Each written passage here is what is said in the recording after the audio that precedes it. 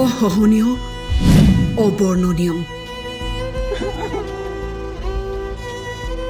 হাতখনৰ মাংসবিলাক গোটেই কাটি কাটি ফেলি দিছি। যি প্লাষ্টাৰ মাৰি থৈ ডাঙৰ ল'ৰাটো অকলে আছিল।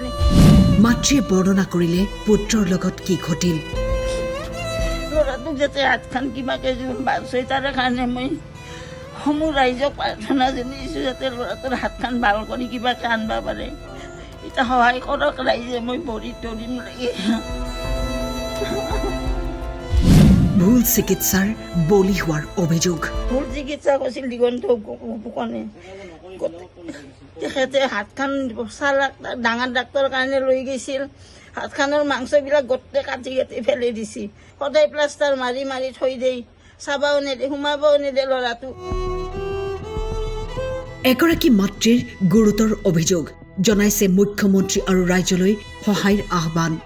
জানিব পৰা মতে বিগত বৰ্ষৰ 22 অক্টোবৰত এক পথ দুৰ্ঘটনাত পতিত হৈ ৰাহুল দাসৰ বাওঁহাতৰ হাড় ভাঙি যায়।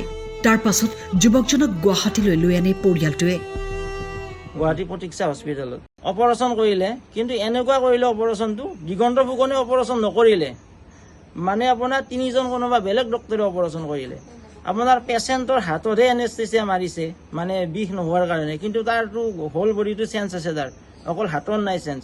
তাৰে পিছত আপোনাৰ ই শুনি আছে, সেই 3টা ডক্টৰে তাৰমানে নাৰ্ছৰ লগত হাঁহি ধেমালিকে অপাৰেশ্যন কৰিছে। পাতিটো ক'ত লগাম, ইয়াতে লগাম নেকি, বা তোৰ হাজবেণ্ডে ক'ত কি কৰে, এনেকুৱা ধৰণৰ কথা কৈ তাৰমানে অপাৰেশ্যন কৰিছে। তাৰে পিছত অপাৰেশ্যন হোৱাৰ পিছত বোলে দিগন্ত ফুকন আহি পেলাই মোবাইলেদি ফটো মাৰি নিছে, মানে এনেকৈ অপাৰেশ্যন হৈছে। আহি পেলাইতো মোক বাহিৰত কৈছে এইটো তহঁতৰ অপাৰেশ্যন হৈ গ'ল। মোৰো ছাৰ ভালে ভালে হৈছেনে? ভালে ভালে হৈছে। তাৰে আমাক মানে কিছু সময় পিছত আমাক পেচেণ্টৰ ওচৰত যাব দিলে। মই গ'লোঁ, ভাইটি ক'লে বোলে নহয়, মানে দাদা মোক দিগন্ত ফুকন ছাৰে অপাৰেশ্যন কৰা নাই। মই নাৰ্ছক সুধি আছোঁ, বোলে ফুকন ছাৰ ক'ত, ফুকন ছাৰ ক'ত? তেতিয়া মানে নাৰ্ছে বোলে কৈছে ছাৰে বেলেগ অতিত আছে, ছাৰ আহিব। কিন্তু ছাৰে নাহিল, ছাৰে অপাৰেশ্যনটো নকৰিল। মানে আমি বিশ্বাস কৰি নিছিলোঁ ফুকন ছাৰৰ ওচৰত, কিন্তু ফুকন ছাৰে আমাক বিশ্বাসঘাতকতা কৰিলে দিগন্ত ফুকন ছাৰে। বৰঞ্চ মানে পইচাও ল'লে, বেলেগক ট্ৰিটমেণ্ট কৰিব ক'লে। তাৰে পিছত আপোনাৰ অপাৰেশ্যন কৰা দিনাৰ পৰাই হাতৰ বিষ, হাতখন তাৰমানে আপোনাৰ জ্বলি যায়, এনেহেন বিষ।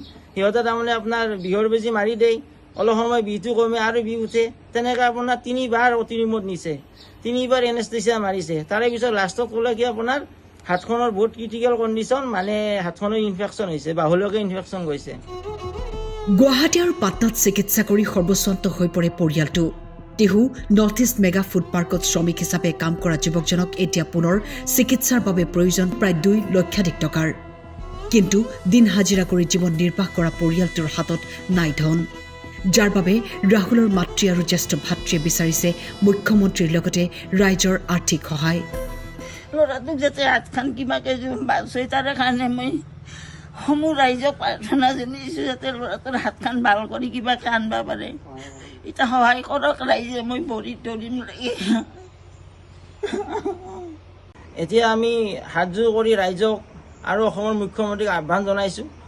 আমি মানে কেনেবাকৈ চলি আছোঁ, কিবা হাজিৰা কামবিলাক কৰি, বা মই আপোনাৰ কি মানে ফাৰ্ম এখন আছিল, সেনেকৈ কাম কৰি কিবাকৈ চলি আছোঁ। মানে এতিয়া আমাৰ টকা পইচা একো নাই। গতিকে অসমৰ মুখ্যমন্ত্ৰী মহোদয়ক অনুৰোধ কৰিছোঁ হাতযোৰ কৰি, যাতে আমাৰ ভাইটিৰ হাতখন মানে সুস্থ কৰি দিয়ে, মানে আৰ্থিক ফালৰ পৰা আমাক যাতে সহায় কৰে, বা ৰাইজে আমাক সহায় কৰে। এয়ে আমি ৰাইজৰ ওচৰত বা মুখ্যমন্ত্ৰী মহোদয়ৰ ওচৰত আমি প্ৰাৰ্থনা কৰিছোঁ। আমাৰ মাটি বাৰী নাই, সকলোবিলাক গ'ল, আৰু আমি এতিয়া চব 5 টকা 7 টকা সুতত পইচা আছে, সেইবিলাক সুত দিয়াতে আমাৰ হাতত 1 টকাও পইচা নাথাকে। আমি বহুত নিৰুপায় হৈ গৈছোঁ। সেয়ে আমি এতিয়া ৰাইজক কাটৰ আহ্বান জনাইছোঁ যাতে আমাৰ ভাইটিৰ হাতখন সুস্থ কৰি দিয়ে, আৰ্থিক ফালৰ পৰা সহায় কৰে আমাক। কৈছে এতিয়া আৰু 3-4 লাখ টকাৰ প্ৰয়োজন হৈ আছে। ডক্টৰে কৈছে 3-4 লাখ আৰু লাগিব। আমাৰ আপোনাৰ গুৱাহাটী পাটনা মিলি 6-7 লাখ টকা আমাৰ গুচি গ'ল। তাৰে আপোনাৰ আমাৰ মাটি বাৰীও গ'ল, আৰু আমাৰ ইণ্টাৰেষ্টত পইচা আছে বহুত। মানে এতিয়া আমি নিৰুপায়, মানে আমি এতিয়া চলিব নোৱাৰা অৱস্থা হৈ গৈছে আমাৰ। যদি কোনো সদাশয় লোকে এইগৰাকী মাতৃক সহায় কৰিব বিচাৰে, তেন্তে তলত উল্লেখ কৰা নম্বৰত যোগাযোগ কৰিব পাৰে।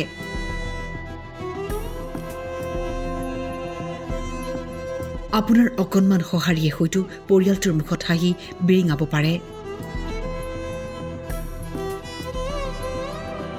বাক্সাৰ পৰা নন্দ বুঢ়াথগী ছেত্ৰীৰ ৰিপৰ্ট, টাইম 8।